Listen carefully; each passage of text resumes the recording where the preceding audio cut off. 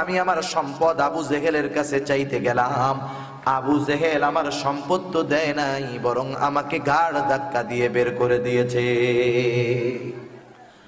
আল্লাহর নবী ছিলেন ইয়াতিমদের মধ্যে শ্রেষ্ঠ ইয়াতিম। ইয়াতিমদের কয়েকটা ক্লাসিফিকেশন আছে।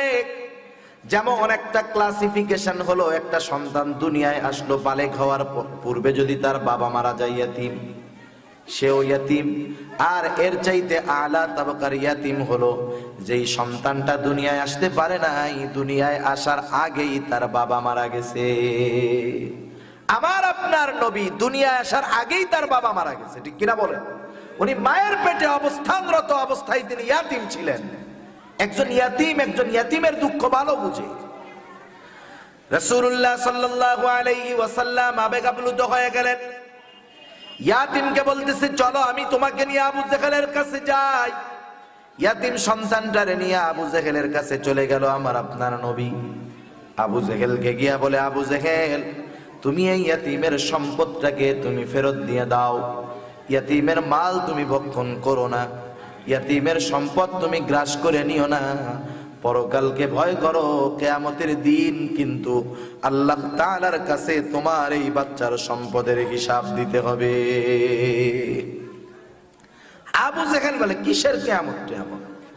মরে গেলে মাটির সাথে পচে মিশে যাব, হাড্ডি গুড্ডি সব মিশে যাবে, আবার আমাদের জীবিত করবে। রাখো, কিয়ামত কিছু না, যাও, দিতে পারবো না। আল্লাহ রাসূল সাল্লাল্লাহু আলাইহি ওয়াসাল্লাম যখন সম্পদ আনতে গেলেন, বিভিন্ন ভাবে আবু জেহেলকে বোঝানোর পরে যখন আবু জেহেল সম্পদ দিল না, আল্লাহর নবী খুব মনে কষ্ট পাইছে। কথা শুনে নাই, আবার ইয়াতিমের কষ্ট, খুব কষ্ট পাইছেন আল্লাহর নবী।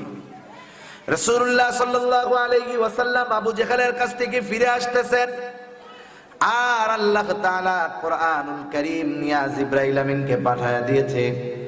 জিবরাইল আমিন এসে আল্লাহর রাসূলের কাছে তিলাওয়াত করে শোনায়, আরাআইতাল্লাযী ইউকাযযিবু বিদ্দীন। আল্লাহ রাব্বুল আলামিন বলতেছেন, নবী হে, আরাআইতা, আপনি কি তাকে চিনেন না, জানেন না, বোঝেন না? তার ব্যাপারে কি আপনি জানেন না? তাকে কি আপনি চিনেন না? আরাআইতার অনেক অর্থ আছে। আল্লাহ তাআলা এবার বলতেছে, কাকে আপনি চিনেন না শুনে নেন। আল্লাযী ইউকাযযিবু বিদ্দীন, যে কিয়ামতের দিনকে অস্বীকার করে, ওই লোকটাকে আপনি কি চিনেন না? ওই লোকটার আরো কিছু খারাপ খাসলাত আছে, নবীকে শুনে নেন। ফাযালিকাল্লাযী ইয়াদউল ইয়াতীম, ওই লোকটার আর একটা বদ খাসলাত হলো সেই ইয়াতীমদেরকে ঘাড় ধাক্কা দিয়ে বের করে দেয়।